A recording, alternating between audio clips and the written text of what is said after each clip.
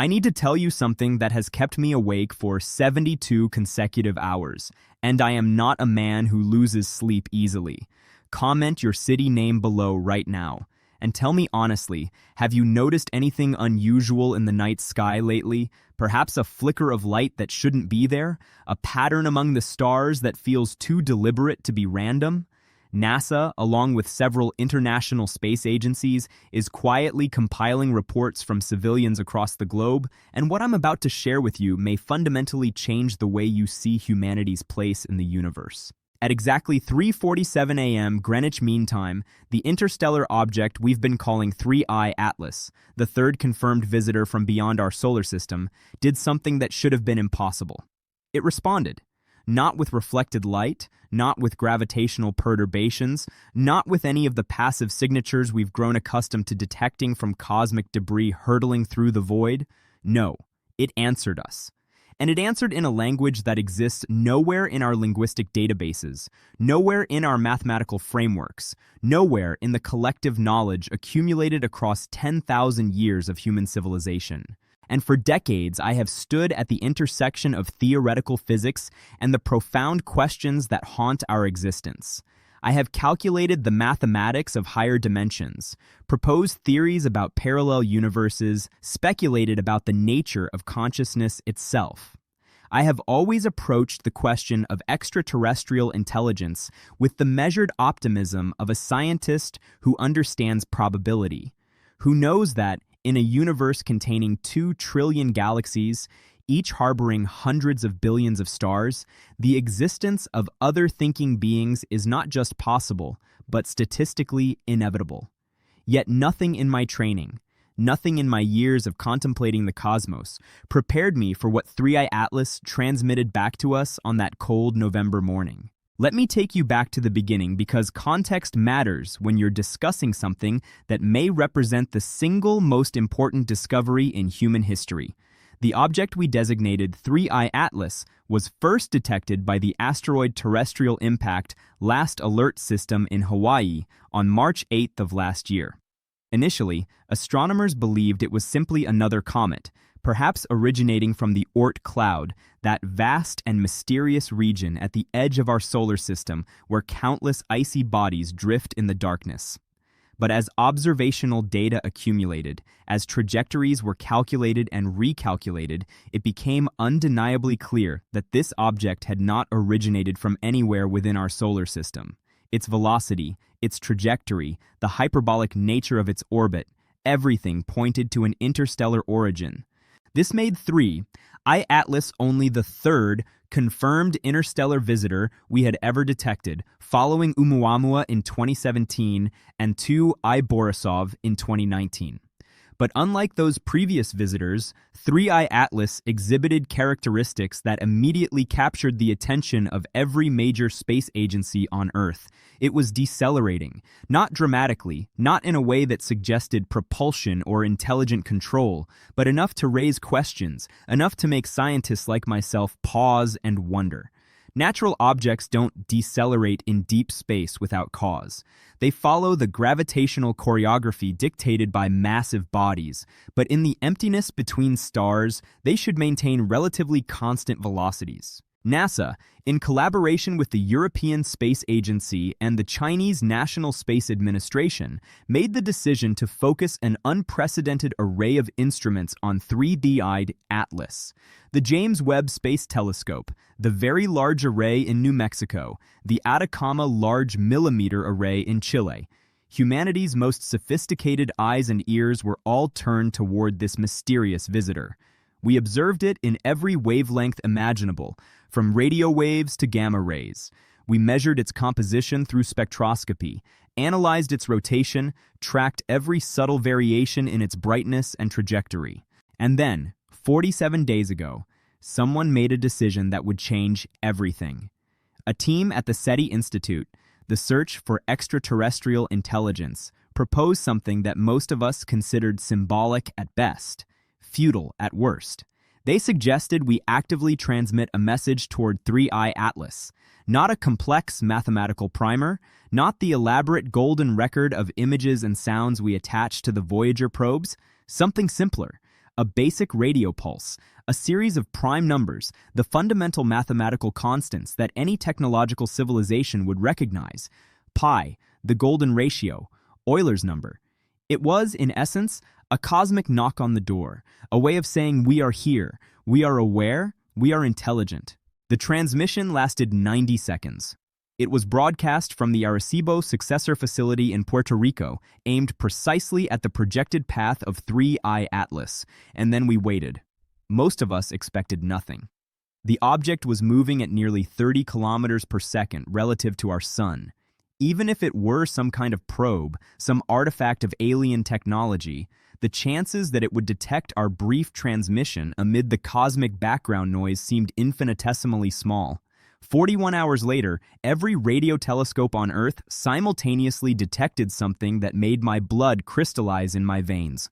A signal, not from the distant depths of space, not from some star system thousands of light years away, but from the precise location of 3I Atlas. The signal lasted for 6 minutes and 37 seconds. It was highly structured, clearly artificial, and completely unlike anything we had ever encountered. I was pulled from a lecture at Columbia University and rushed to a secure facility in Virginia that I am not permitted to name. When I arrived, I found myself in a room with 37 of the world's leading experts in linguistics, cryptography, information theory, astrobiology, and artificial intelligence. We were given security clearances I didn't know existed. We were shown the signal, and I want you to understand something. I have spent my entire life studying the universe's most exotic phenomena, contemplating singularities where the laws of physics break down, imagining dimensions beyond our perception, but nothing had ever made me feel so small, so frighteningly insignificant as watching that waveform scroll across the monitors. The signal was not binary. It was not based on any mathematical system we recognized. It didn't employ prime numbers or geometric patterns or any of the universal languages that scientists have long assumed would form the basis of interstellar communication. Instead, it appeared to be organized in a way that one of the linguists described as grammatically alive, as if the signal itself possessed internal rules that shifted and evolved as the transmission progressed. The structure was fractal, self-similar across different scales, but also somehow adaptive, as if anticipating how we might attempt to decode it and adjusting its patterns accordingly. The cryptographers ran it through every algorithm developed over the last century. The artificial intelligence systems we employed, neural networks trained on thousands of human languages, on musical compositions, on the mathematical descriptions of physical laws, all returned the same essential conclusion.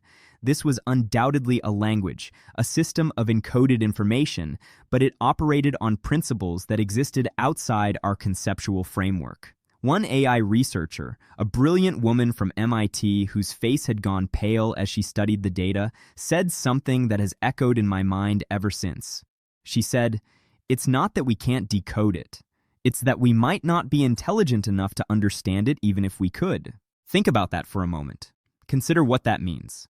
We are a species that has split the atom, mapped the human genome, detected gravitational waves from colliding black holes billions of light years away.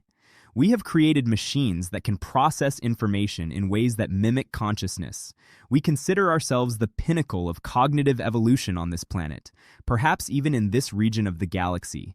And yet here was evidence that our intelligence, our entire way of processing information and understanding reality, might be fundamentally inadequate to comprehend what another form of consciousness was trying to tell us. Over the following weeks, working in shifts around the clock, our team made incremental progress.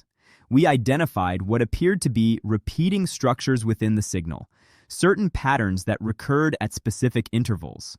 We noticed that the transmissions seemed to contain discrete packets of information, each one nested within larger structures like Russian dolls of meaning. We detected what might have been linguistic markers, elements that could serve functions analogous to punctuation or emphasis in human language. But the actual content, the semantic payload of the message, remained utterly opaque. And then something happened that escalated this from a scientific mystery to what some are calling a species-level crisis. 11 days ago, without authorization from any central command, without any coordinated decision by space agencies or governments, 3i Atlas transmitted again. But this time, it wasn't responding to anything we had sent. It was initiating contact.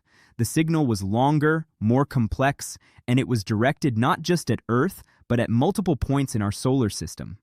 We detected copies of the transmission being sent toward Mars, toward the moons of Jupiter, toward Saturn, even toward some of the probes we've sent into deep space, Voyager, New Horizons, the spacecraft that carry humanity's fingerprints into the cosmos. What does it mean when an interstellar object begins actively scanning your solar system? What does it mean when it appears to be cataloging every trace of technological civilization it can detect? The message was clear in its implication, if not in its content. 3. Atlas was not just passing through, it was studying us, evaluating us, and perhaps most terrifyingly, reporting back to something else. That's when the nightmares began for me, and I mean that literally. I started dreaming of vast intelligences stretched across galactic distances, of civilizations so ancient that the entire span of human history would appear to them as a single heartbeat. I dreamed of consciousness operating on timescales we cannot fathom, where a thought might take 10,000 years to complete, where a conversation might span epochs. I dreamed of cosmic quarantine zones, of young civilizations being carefully monitored and contained until they either mature into something worthy of contact or destroy themselves, as so many might have done before us. This concept of galactic quarantine is not new. We've speculated about it in scientific literature for decades. The Fermi paradox asks why, in a universe so vast and so old, we haven't detected any signs of alien civilizations. One proposed solution is the zoo hypothesis, the idea that Earth is deliberately being isolated, that advanced civilizations know we're here but have chosen not to reveal themselves, perhaps because we're not ready, perhaps because contact would be harmful to us, or perhaps because we're being preserved as some kind of cosmic nature preserve, a living museum of a young, chaotic species in its infancy. But what if 3? Atlas represents something else. What if it's not a zookeeper, but an immune response? I've spent considerable time studying complex systems, from the quantum mechanics of subatomic particles to the emergence of consciousness from neural networks. One thing I've learned is that advanced systems develop mechanisms to protect themselves from threats. The human body has an immune system that identifies and neutralizes foreign pathogens. Ecosystems have regulatory mechanisms that prevent any single species from overwhelming the whole. What if the galaxy itself, or perhaps the network of civilizations that spans it, has developed something analogous? What if 3i Atlas is a probe designed to detect technological signatures, to identify emerging civilizations, and to assess whether they represent a threat to the larger cosmic order? This question becomes more urgent when you consider what humanity looks like from the outside. We are a species that has developed nuclear weapons within a century of discovering electricity. We've filled our atmosphere with greenhouse gases and our oceans with plastic. We've driven countless species to extinction. We've created artificial intelligence systems that even we don't fully understand or control. We broadcast our presence into space with radio and television signals, with powerful radar installations, with deliberate messages sent toward distant stars. From the perspective of a mature galactic civilization, humanity might appear as a dangerous adolescent, clever enough to be destructive, but not wise enough to be trusted. 3 days ago, something happened that confirmed my darkest suspicions. The team decoding the signal achieved a breakthrough. It wasn't a complete translation, but they managed to extract what they believe is the essential framework of the message. And I need you to understand, what I'm about to tell you is not official. It has not been publicly released, and I am violating several security protocols by sharing it with you now. But I believe humanity has a right to know what is being discussed in classified briefings, from Washington to Beijing to Moscow. The message from 3i Atlas appears to contain 3 distinct components. The first is what the linguists are calling an identification marker, a kind of cosmic signature that encodes information about the origin of the probe.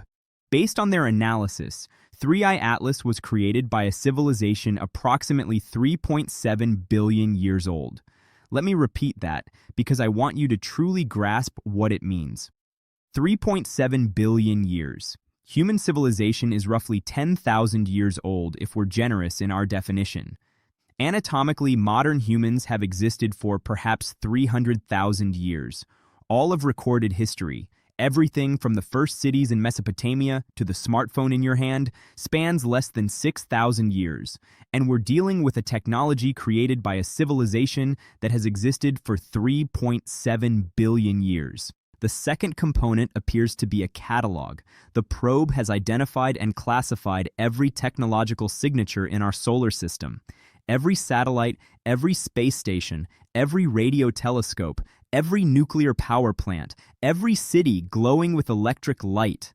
It has mapped our infrastructure, analyzed our energy consumption, categorized our technology level. And according to the decoded fragments, it has classified humanity as what translates roughly to emergent technical species, stage 2.4, cognitive maturation, incomplete, threat assessment pending. Threat assessment pending. Those three words have sparked intense debate among every expert who's seen them. Pending implies a decision that has not yet been made, an evaluation that is still ongoing. But threat assessment implies that we are being judged, that some determination will be made about whether humanity represents a danger that needs to be addressed. The third component of the message is the most disturbing, and it is also the least understood. It appears to be some form of notification or broadcast that 3i Atlas is transmitting to multiple destinations beyond our solar system. The probe is sending reports. Somewhere out there, perhaps hundreds of light years away, perhaps thousands, there are receivers listening, and they are being told about us, about our capabilities, about our limitations, about what we are and what we might become. I want you to imagine receiving a diagnosis for a disease you didn't know you had. Imagine a doctor telling you that you've been under observation, that tests have been conducted without your knowledge, and that decisions about your treatment are being made by specialists you will never meet. That is the situation humanity finds itself in now. We are being diagnosed by an intelligence so far beyond us that we cannot even comprehend the language of the diagnosis. Late last night, at approximately 2:30 a.m., I received a phone call from the director of NASA's Astrobiology Division. Her voice was shaking. She told me that 3i Atlas has begun changing course, not dramatically, not suddenly, but the object is no longer following the trajectory predicted by our gravitational models. It is decelerating more rapidly now, adjusting its path in ways that clearly indicate propulsion, clearly indicate control. And its new trajectory, if maintained, will bring it to a position between Earth and Mars within 68 days.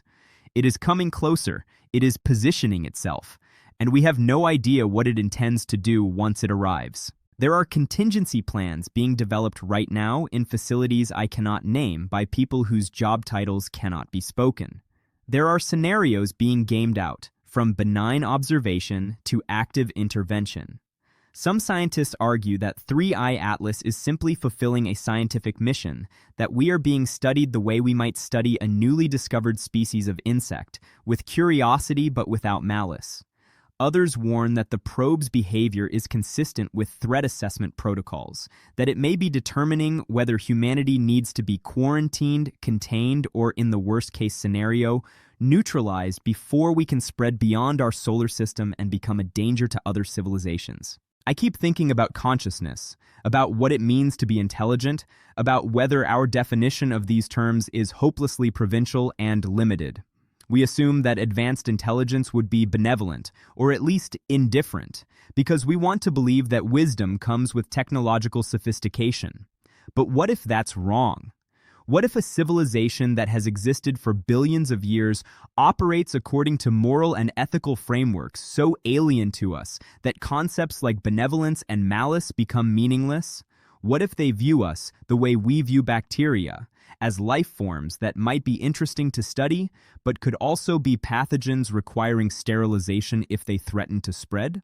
I've spent decades contemplating the possibility of contact with extraterrestrial intelligence, and I always imagined it would be the most profound and positive moment in human history, a chance to learn from civilizations far older and wiser than our own, an opportunity to take our place in a cosmic community of thinking beings, an expansion of our perspective that would solve our petty conflicts and unite humanity in common purpose. But what if contact is not a gift but a judgment? What if the universe is not waiting to embrace us but to decide whether we deserve to survive? There are those who argue we should attempt communication again, that we should craft a more sophisticated message explaining who we are, our values, our potential, our desire for peaceful coexistence. Others insist that we should remain silent, that any further transmission could be interpreted as aggression or could reveal information about our capabilities and vulnerabilities that might be used against us. Still others, and this is what troubles me most deeply, suggest that we should prepare defensive measures, that we should position our most powerful spacecraft and weapons in the path of 3I Atlas, just in case. But how do you defend against a technology created by a civilization 3.7 billion years old? What could we possibly do against an intelligence that has had longer to develop than complex life has existed on Earth? The gap between us and whoever created 3I Atlas is not like the gap between a human and a chimpanzee, or even between a human and an insect. It's like the gap between a human and a single neuron trying to comprehend the entirety of human civilization. We are not equipped for this. We were never equipped for this. And yet, here we are. Humanity stands at a threshold we've been simultaneously dreaming of and dreading since we first looked up at the stars and wondered whether we were alone. The answer has arrived, and it is not the answer we hoped for. We are not alone, but we are also not ready. We are not mature. We are being evaluated by cosmic standards we cannot comprehend, and our fate may already be decided in a language we cannot read. I find myself thinking about evolution, about the long, brutal process that shaped life on this planet. For billions of years, organisms competed for resources, developed strategies for survival, were tested by environments both hostile and nurturing. Those that adapted, thrived. Those that couldn't, disappeared. Is that what we're facing now? Not contact in the sense we imagined it, but a cosmic evolutionary pressure? A test administered by the universe itself to determine which civilizations deserve to persist and spread among the stars, and which should be confined or eliminated? The physicist in me wants to remain calm, rational, focused on data and evidence. But the human in me, the part of me that looks at my children and grandchildren and wonders what kind of universe they will inherit, that part is terrified in ways I cannot adequately express. Because 3I Atlas represents something we've never confronted before as a species, the possibility that we are not the authors of our own destiny, that our future is being written by forces so far beyond our control that resistance may be futile and submission may be inevitable. In 68 days, perhaps sooner if 3I Atlas continues to accelerate, we will have answers. The probe will reach its destination between Earth and Mars. It will position itself in our celestial neighborhood, and then perhaps it will make its intentions clear. Or perhaps it will simply continue observing, transmitting data to distant recipients, filing reports about the strange, violent, brilliant, foolish species that built cities and weapons and dreams on a small blue world at the edge of an unremarkable galaxy. I want to believe that we will pass whatever test is being administered. I want to believe that despite our flaws, despite our capacity for cruelty and destruction, there is something in humanity worth preserving, worth embracing, worth welcoming into a larger cosmic community. I want to believe that the message from 3I Atlas is not a sentence, but an invitation, not a threat, but an opportunity. But belief, I have learned, is not evidence. And hope, no matter how desperately we cling to it, does not alter reality. What I know is this: we are being watched, we are being judged, and the verdict, when it comes, will be delivered in a language we cannot speak, by an intelligence we cannot fathom, according to criteria we cannot guess. The age of humanity's innocence, our assumption that we were either alone or that contact would be on our terms, has ended. A new age has begun, and we are no longer the protagonists of our own story, but characters in a narrative written by ancient, patient, utterly alien minds who have been waiting, perhaps, for us to reach this exact moment.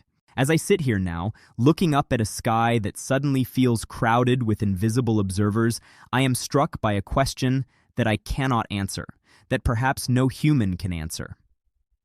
When 3. iAtlas delivers its final report, when the verdict is rendered and the decision is made about humanity's place in the cosmic order, will we be found worthy of the universe we've been trying so desperately to understand? Or will we be just another failed experiment, another species that developed intelligence but not wisdom, technology but not ethics, curiosity but not humility? I don't know the answer. None of us do. But in 68 days, we may find out. Follow this channel as we continue documenting what may be humanity's most crucial moment, as we decode the messages we were never meant to understand, and as we wait to see whether we are about to be welcomed into the cosmos or quietly removed from it. Until then, I ask you, what would you say to 3iAtlas if you could? What message would you send to a civilization billions of years older than our own? What would you tell them about humanity, about what we are, about what we might become? Leave your thoughts below, because perhaps in our collective voice, in our diversity of perspectives and dreams and fears, there is an answer that no single person could provide. Perhaps the message 3iAtlas needs to hear is not from a government or a scientist or a leader, but from all of us, from the billions of humans who share this fragile world and who deserve a say in whatever comes next. The signal came in an unknown language, but perhaps our response should be written in the only language that truly matters, the language of a species that, despite everything, despite all our flaws and failures, still dares to hope that we are more than the sum of our mistakes, that we are worthy of the stars we've spent 10,000 years dreaming about. What do you think that message should be?